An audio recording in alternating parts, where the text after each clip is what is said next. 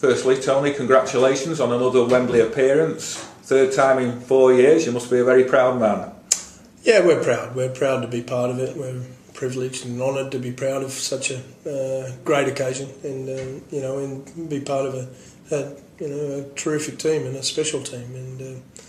And we're pleased. It makes a lot of people happy, and players, supporters, friends, family, and sponsors and owners. Alike. We're all looking forward to the occasion and understand a lot of the squad, and understand how big it is because they've been there and had a crack at it before and done all right at it. So there's a few new members as well that will be blown away by the occasion, and fantastic, something to really look forward to. But at the same time, we've got a few things to take care of in the meantime.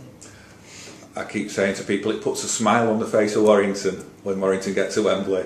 Yeah, it should too. Yeah, it's great. It's great for the town, and it's great for everybody involved. And I appreciate it, and how it does give everybody a lift. And it is a special thing. And regardless of whether we're in it, Wembley's a special occasion and a special venue, and and it's a great occasion. When you're part of it, it makes it even, and your team's part of it, I think it makes it even more special. So, yeah, there's something about it that it's a real honour. So, yeah, we'll look forward to that. And but in the meantime, it's as I mentioned, we'll keep our heads down and get on with the regular season.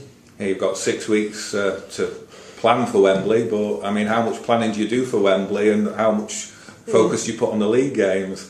Yeah, we want to do well in each and every competition that we go into, and in each and every game we go into. There's no doubt about that. But you got to manage things. I've got a big and healthy squad. Having said that, I've got a few bumps and bruises, and people carrying some niggles from the weekend that I'll probably need to, will have to take care of, and make sure that they're wrapped in cotton wool for the moment. But at the same time, I've got some players that are on the fringes or need to play as well. And if they're called upon and they haven't had game time, they're not going to be in form, and they're not going to be match fit, and all those sort of issues. So I need to take care of those, and that will be the juggling act over the next few weeks. And in order to get them ready, as many people ready and fit and healthy for Wembley, but also for other fixtures as I can, and also to make sure that people aren't overplayed and burnt out as well. So, obviously you're going to have the injuries as well, but there's also a case of playing people into form, and there is some pressure on the players. There's plenty of competition for places, and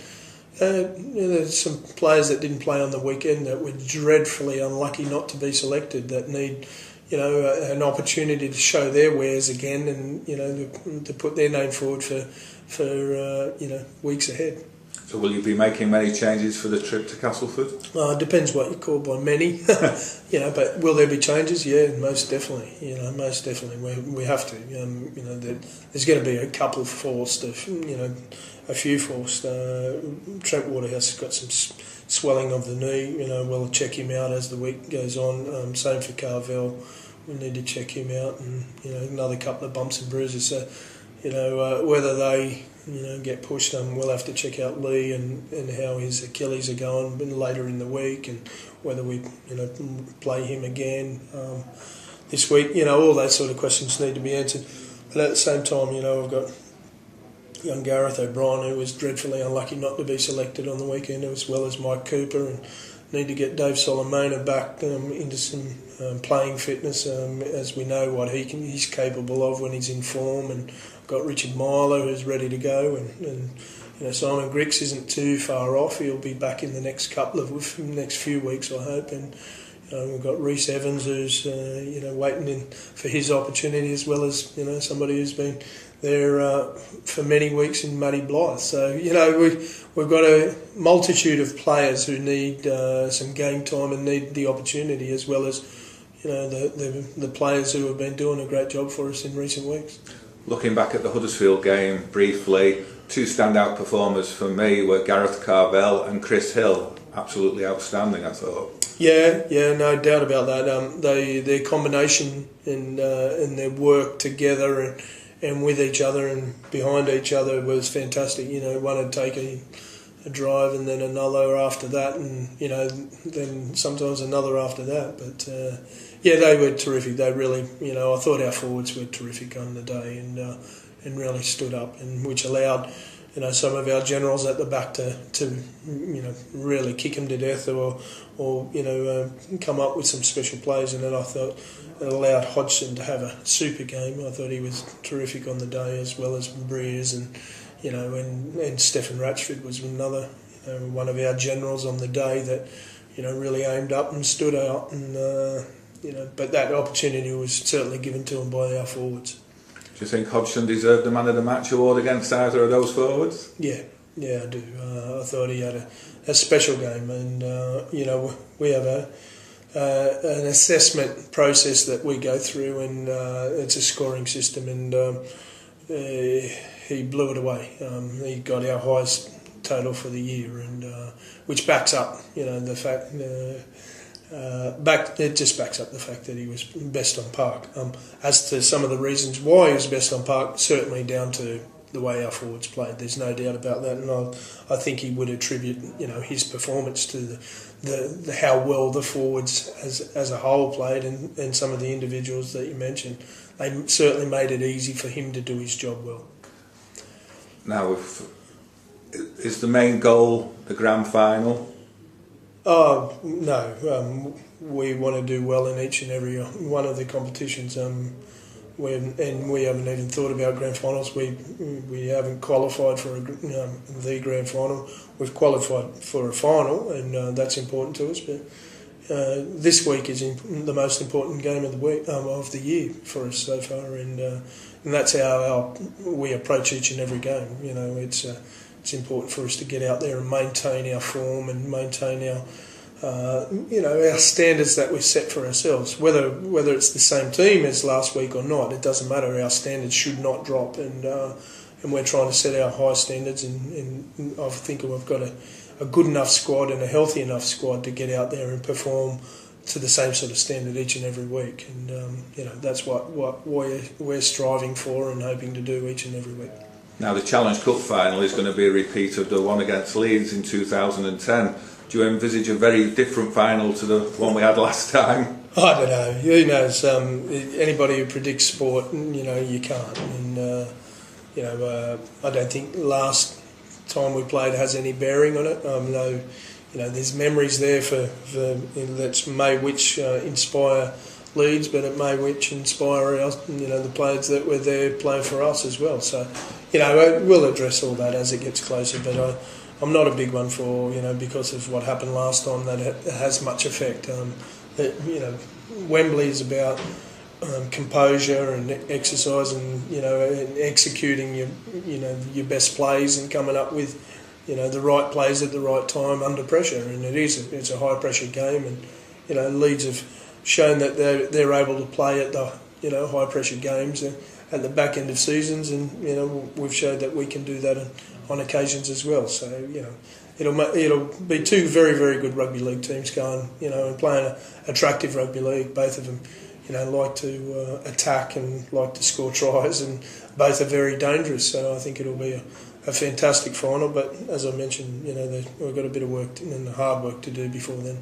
Who do you see as your biggest threat in all the competitions, Leeds or Wigan?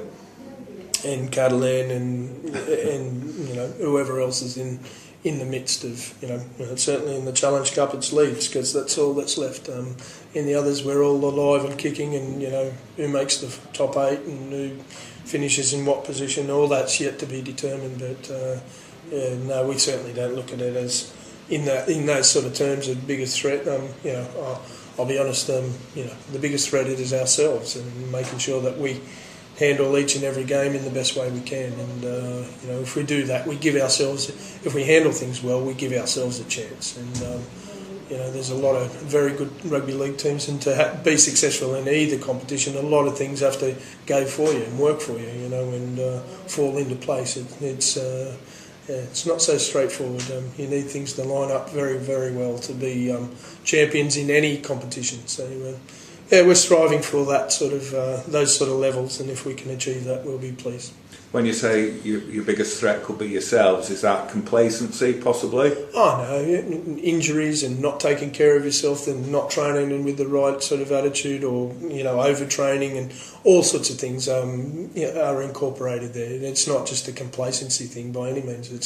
There's so many variables in preparing a rugby league team and preparing your individuals, and making sure that they get the right levels of work and not overtrain and not overwork, and and rehabilitated in the right way, and not trained and overplayed, and or not mentioning injuries in order to stay on the field, and all those sort of things. It's a multitude of things that can challenge a successful campaign, and it's managing all those things, not just a complacency issue. I certainly don't think there's any complacency within our squad. That's not an issue for us, and certainly not at this stage. But the emotions of either winning or losing at Wembley is another massive one. As it gets closer to the end of the year, it certainly has an impact on everybody concerned, whether you win or lose, and how you manage all those sort of things are enormous as to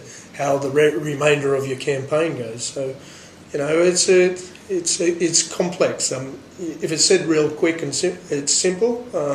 If you don't really think about it, when you have to consider all those issues and try to manage those issues, it's a very complex, and it takes some doing, and it takes some coordination and buy-in and for things to fall into place. Sometimes that can be managed, and sometimes that takes an ounce of luck here and there too.